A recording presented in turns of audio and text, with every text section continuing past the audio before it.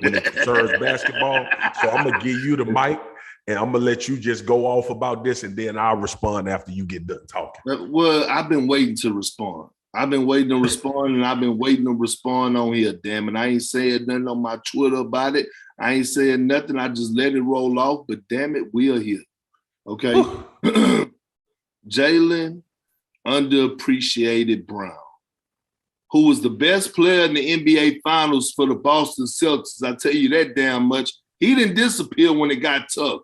He didn't hide. He was a leader. He talked his talk and backed it up, and he's still standing there.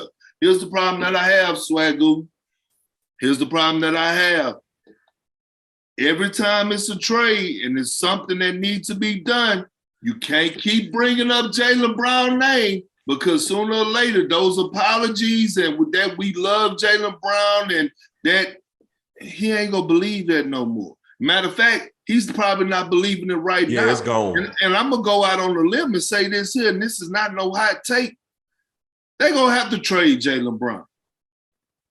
They're gonna have to trade Jaylen Brown, because I feel like as of right now, the trust has been broken. Yep. And we have to always remember this.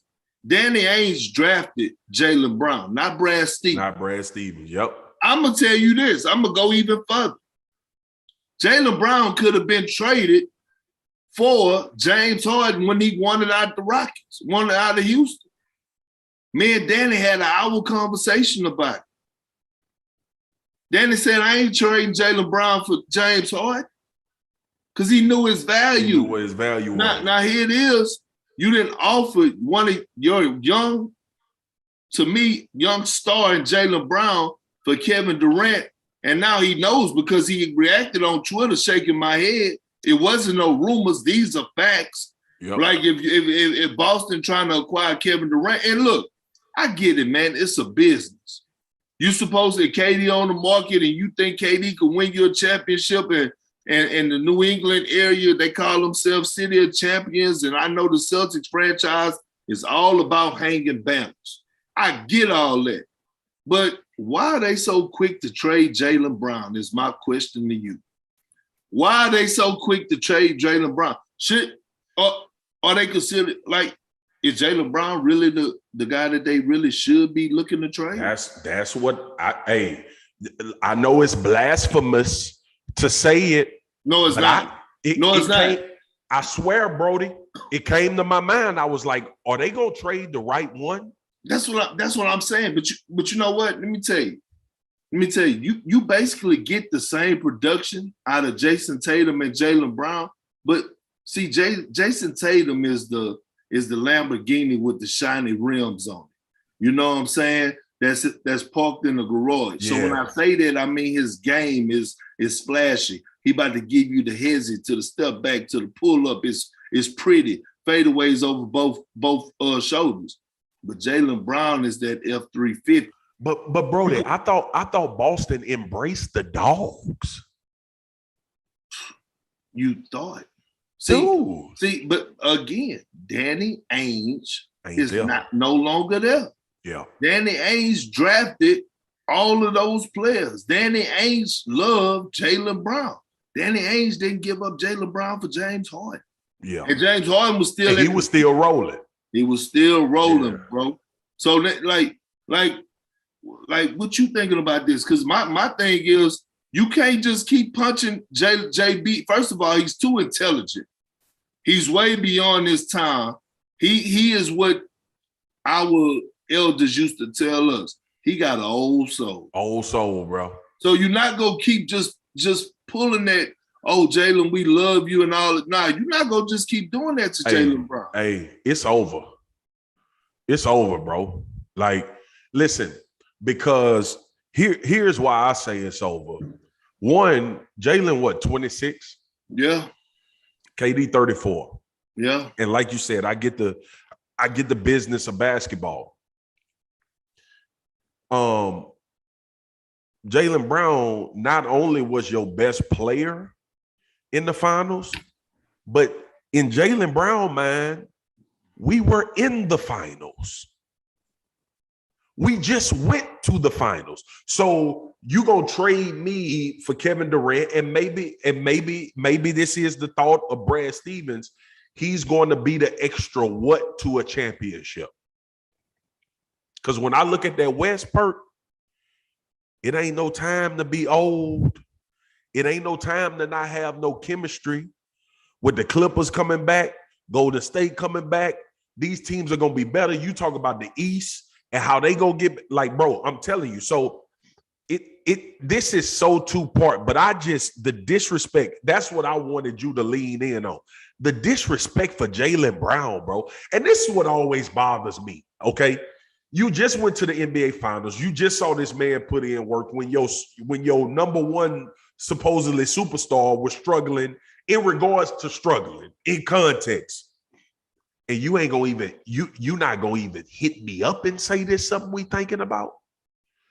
Just have some decorum, bro. Like, I know it don't go that way, cousins and kid folks. I know it's wishful thinking, but I think there are times and there are situations when you should probably holler at the dude that's been putting all this work in for your organization, who's performed at a very elite level, and say, hey, man, I know this ain't something you're going to want to hear, but we are thinking about trying to acquire Kevin Durant. And if we did, you probably would be a part of a trade package. Jaylen Brown might go on Twitter and flame the Celtics. He might still put shaking my damn head. He might still be mad, but at least he can walk away saying they gave me the respect. Because you know how it go. 10, 15 years from now is what we're talking about. He'll sit down in some interview with somebody and he'll say, man, at least they had enough respect to bring me in the office and say this was something they was thinking about. And you preaching nothing but the gospel. See, here's the thing. People think that we rehearsed this, but we didn't. And look, let me tell you why you're right again. And every time you get to thinking, I told you 90% of the time that you're right. You know what Danny Ainge used to always say? He used to come in there and tell me and Rondo, hey, I'm going scout for a month. I'm trying to go find somebody that's better than both of you guys. So make sure y'all on y'all game. Respect. Before I got traded from the Boston Celtics, I knew I was getting traded. Yeah. I knew it was a window of coming there, but guess what? Danny Ainge actually did me a favor, but at least he was upfront about it. You know what I'm saying? And so my thing is, I don't know how the Celtics are going to bounce back from this. I don't know if they can bounce back from this. I don't think they can. Bro, now, I'm with you. I also was a guy when they were struggling that said that this Jaylen Brown, Jason Tatum thing can't work, right? And they went on to go on one of the best runs or whatever the case may be and all that. So I don't know. Maybe they got some things in mind, like a coming to Jesus meeting or something to that nature. But damn it, I don't know. And to be honest with you, and I'm gonna say this, and then you can have it. If I'm Jaylen Brown, I might just want to go. I might just ask. No, real talk. There ask for one. No, I'm tired of it. I might just want to go, bro. Like real talk. Okay, that's how y'all feel. All right, cool. Let's make it happen then. Because it ain't like, hey, I'll tell you, I had a D-line coach in Dallas when I first got there, and he used to tell me all the time, Marcus, I don't worry about my job. I'm a highly employable individual. Like that's what Jaylen Brown is. Right. Bro, Jaylen Brown, if Jaylen Brown went and requested a trade, I would venture to say he would have as much attention as KD got right now. Oh, easy. 26, a young budding star that just went to the finals and balled out of his mind. Two-way player. He would have more traction than Donovan Mitchell. Hell yeah, bro. Hell yeah. So look, Jaylen Brown, you got two fans on this show. I'm sure you know. You know Big Perkins fan, but I'm a fan of you, not because of basketball. I like everything you stand for, what you've been doing in the community as well. Man, look, I ain't telling you what to do, but it should be some level of respect with you and your organization. And if they ain't giving you that, it need to be a conversation about how we gonna change that or how you gonna get out of there. Perk, we got this one last topic because Zion got his deal. And I've been wanting to talk to you about this for a minute because you and I talked about Zion Williamson a while back about his weight, what he was going to need to do to continue to play and have a long career. So now he has a clause in his contract saying he has to stay, I think, below 295 or below, or maybe below 295. I don't know if I'm getting the particulars right. Why are you looking like that? Bro, like that's a clause that an offensive lineman have in his contract. And listen, no disrespect, bro, but here's the thing. With that clause, that means that, and shout out to whoever Zion went hired. I think he went, I forgot the guy's name, but he hired some new people in his corner, and you could tell they're doing a better and a great job of his marketing and things to that nature. So he's trying. So I'm not going to kill him like I want to. But still in all, we got to speak the truth. The fact that that his weight clause is at 295 tells me one thing and one thing only. That his off-the-court habits are not where they should be. But you know what? I'm glad New Orleans did that to protect themselves. And what people don't realize is this, and I want to get your thoughts. I never had to deal with a weight clause in my contract, but I was teammates with a guy who did have to do one, Big Baby Davis. Mm-hmm. And man, I used to see Glenn. I used to walk in, bro. I used to walk in early in the morning, and no lie, he was in the sauna with a sweatsuit on those wind sprint bikes, trying to get below the weight because, you know, in basketball, you get paid every 1st and 15th. Or, you know, if it fall on the weekend, then you get it on that Friday or whatever. Well, the thing is this. He had it like every 12th or something, like 3 days before his stuff was supposed to weigh-in. Yes, and the way it goes is that it's basically, bro, you basically probably, I don't know the stipulations of Zion contract, but he might have to weigh in once a month, or if not 2 times a month. And if he ain't meeting under that weight, he might not get paid. Like at all? At all. Oh my God. It could go at all, it could go half the pay, but I know at bare minimum is half the pay off the muscle. Jesus, bro. So I'll tell you this, man, my experience, I had a weight clause. A lot of dudes in the NFL do, big dudes. I had a weight clause in my contract, and it was like $5,500 per pound you were over, right? So let's say y'all can do the math, cousins and kin folks, but if your weight 280 and you come in there 290, that's $50,000, $60,000 you paying. Yeah, that's how I went in the NFL. So, but I just wanted to ask you, bro, 295 still heavy. Still heavy.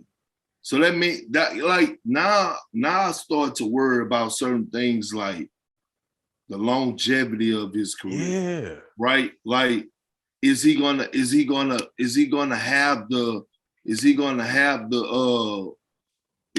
still have the great explosiveness and all of that? Well, not even that. Like, you think about the longevity, but man, whoever he goes and hires as a chef, like, his accountability level is going to have to be, bro, like all the way through the roof, bro. 295, like, so that means look, I think, me personally, bro, I think Zion needs to be playing at 260, 255 at his height. Okay. But in order for him to get his lettuce, he only got to weigh 290. Yeah.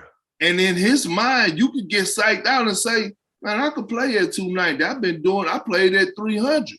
And then all of a sudden, that's not good. He got lower body injuries. I hope we able to see him in action for an extended period of time. But I'm going to tell you this. This season right here is going to say everything and tell us everything that we need to know about this young brother. Right. On about him as far as his maturity, professionalism and his character. Because I'm going to say this to you too. I'm hoping he do make the weight so he get all his letters. But the great Kevin Garnett always told me this. When you watch these upcoming superstars or young superstars, don't watch them before they get their money. Watch how they perform and act after they get their money.